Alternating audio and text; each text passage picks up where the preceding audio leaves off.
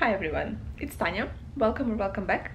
And today I wanted to do my November TBR video, but I thought that I wanted to a little bit change it up and I wanted to make it a little bit different. So instead of just traditional TBR video, I decided that I would do something like choosing the books that I want to read in November. So I would just show you the books that I have and I will choose some of them that I think would be perfect for November or that I'm in the mood for in November. Because actually one of my favorite things, just not to do, but just, I don't know, I just really like sitting in front of like my books and looking at my books and just thinking like about them and like when I want to read them. I don't have that many right now, so like my collection is not that big, but I will just show you the books that I'm considering to read in November, and yeah, we will choose together.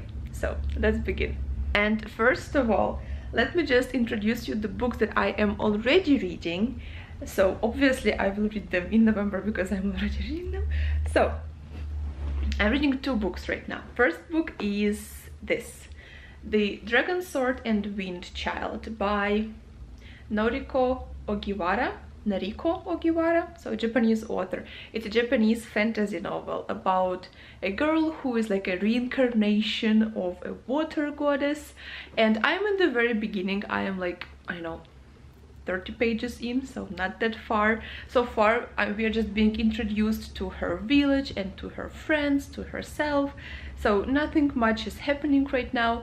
But basically this girl, she just doesn't know where she comes from. She lives as an adopted child. She is haunted by a nightmare that like this nightmare has been reoccurring in her dreams again and again, and he never really tells about it to anybody. She just keeps it to herself, and it like bothers her that she doesn't know where she comes from, where this nightmare comes from. And yeah, so right now I'm in the very beginning, so let's see what happens next, but so far I'm really enjoying it. One more book that I'm reading right now is The Luminaries by Eleanor Catton, and this is quite a chunky book. I think it has like 800 something, how many? 832 pages. So actually I'm reading one more book together with this, because I have like a few big books which I want to read and I want to get through. But if I just read one big book, it will take me forever. That's why I just read one big book and then I have a smaller book to like on the side to just, you know, to read a little bit faster. So yeah, this book, The Luminaries, is basically like a mystery book. Again, I'm also in the beginning, I'm like only 90 pages in, but it basically starts with our main character arriving to New Zealand, Hokitika. I think the place is called Hokitika, something like this. Like it's a new small settlement in New Zealand, and he comes there for gold. So he wants to mine gold, and eventually he just stumbles into like mysteries because a whore was killed or found dead, and another person was dead, and like something is happening in there in this city, and he's just being drawn into this whole mystery. Since I'm in the very beginning, the whole mystery is only being introduced, so far I've just read about a whore being murdered and another person being murdered, and like this mysterious guy who is like a captain of a ship, but he is also like a trafficker, or I don't know who he is, but like no one likes him, so I will figure out what's going on. But I'm actually really enjoying the writing style. I haven't read that many mysteries, so that's why like even a simple mystery that is like whodunit or something would be interesting for me. So far really liking this book. Okay, so now I will show you the books that I have that I'm considering for November, and we will choose together books that I might read. So let's do that. Okay, here's one stack of books that I have. I have already read Lenny, liked it. I gave it 5 out of 5 stars. If you want, you can watch my wrap-up. I will put it on the top of the screen, but all the other books in this stack I still haven't read. Also here I have more books, and out of these books, I read most of them. I only haven't read The Little White Horse and Jonathan Strange and Mr. Norrell. But this, the big book, I will read after I finish The Luminaries. So I think that this maybe will be for December. Maybe I will keep it for December. And also I have a few books here on the back. They are behind the TV. So this is the Lelany of the Distant Sea. I have already read it, and okay, I will just take them out for. And these are the 3 other books. So Anne of Green Gables, Blood in the Mist, and Dreams of the Red Chamber. And again, Dreams of the Red Chamber is quite a big book. It's like 800 or how? No, it's 1000 pages. Almost 1000. Okay, it's 966 pages.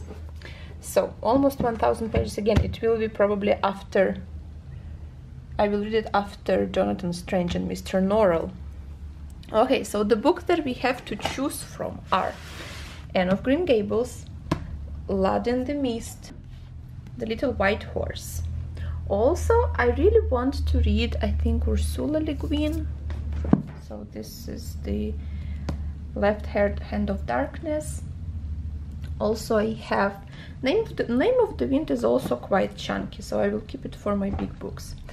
I also have Perfectly Preventable Deaths, and We Have Always, and this one, We Have Always Lived in the Castle. Okay, so we have to choose out of these books. Okay, so I have this bunch of books and I want to choose, let's say 4. I want to choose 4 books because, like I said, I am already reading these 2 books and approximately 1 book per week. So I think I will go for Anne of Green Gables because it's a small book and also the size like is small, so I will just put it into my bag when I go to work and I will read it in commute.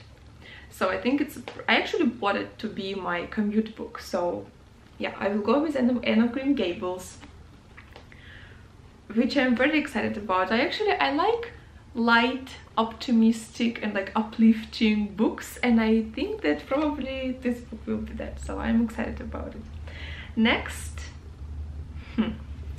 okay, so next I have We Have Always Lived in the Castle and The Little White Horse, for example. Let's choose between, okay, there is one more spooky book, Perfectly Preventable Deaths. Okay, so I am actually a little bit nervous about We Have Always Lived in the Castle. I watched a lot of YouTube videos and practically everybody says that they really like this book.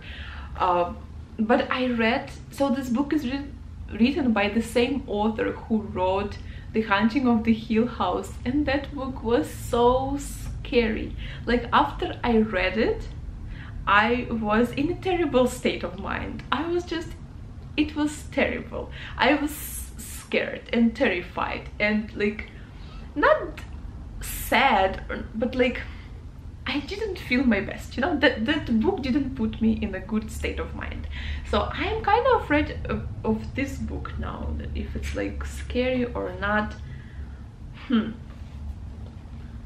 This is another scary book that is supposed to be kind of spooky. I really want to read The Little White Horse, so I will definitely read The Little White Horse in November. So this is another book that goes in my November TBR. Also, I know for sure that I really want to read Ursula Le Guin because I read one of her books. I read The Word for World is Forest and I loved it. It was so good. Highly recommend it. It's a wonderful book. It's a very small, actually. It's a very small book, so very easy to read. It's a very quick read and I enjoyed it so much, and now I want to try this. This basically is a story of a northern world, an anthropologist studying people living like in communities in that place. So the premise sounds interesting about scientists and, you know, northern communities, and I'm from Russia. I like north, so yeah, this is definitely going into my November TBR as well. And yeah, so one more book. We have Blood and the Mist left, Perfectly Preventable Death, and We Have Always Lived in the Castle. I think it needs to be a shorter book because I'm not a very fast reader and I already have like 4 books. So I think I will go for We Have Always Lived in the Castle. I will give it a go. I will try it, and hopefully it's not as scary as The Haunting of the Hill House, because that book was something. I really like the cover. I like the deckled edges. I like everything about the book, like visually, so hopefully I will also enjoy it as well. Okay, and then these 2 books, they will go into my December TBR then, or maybe later, depending on my mood and if I want to read them or not at that particular moment. We will see. So okay, yeah, here you have it, guys. How many books? 6 books. I have 6 books for my November TBR. I'm not sure that I will be able to finish the Luminaries, so if I don't want to put pressure on myself. You know, reading is a fun for me. It's not a job. I do it just because I like it. So I don't do any particular, like, you know, rules for myself, like strict rules, or this is the TBR that I have to finish. No, I don't do that. I just read whenever I want to, whenever I feel like it. And yeah, so the books that I have: the Luminaries, the Dragon Sword and the Wind Child, the book that I'm reading now, We Have Always Lived in the Castle, The Left Hand of Darkness. I'm so excited. I really love the first book that I read by Ursula Le Guin, so I really hope that I will love this one. The Little White Horse. The reason why I want to read this book is because it was recommended by J.K. Rowling, and she said that she loved it. And yeah, I like middle grade novels. I like fairy tales, so also really excited about this. And of course, End of Green Gables, my commute book. I hope that it will create good mornings for me before my work. So yeah, that's it. There you have it, guys. Thank you very much for watching. Let me know in the comments what books are you going to read in November, and what is the most exciting book that you are the most excited about. And yeah, talk to me in the comments. I hope that you're having a wonderful day, and I will see you soon in the next videos. Thank you. Bye.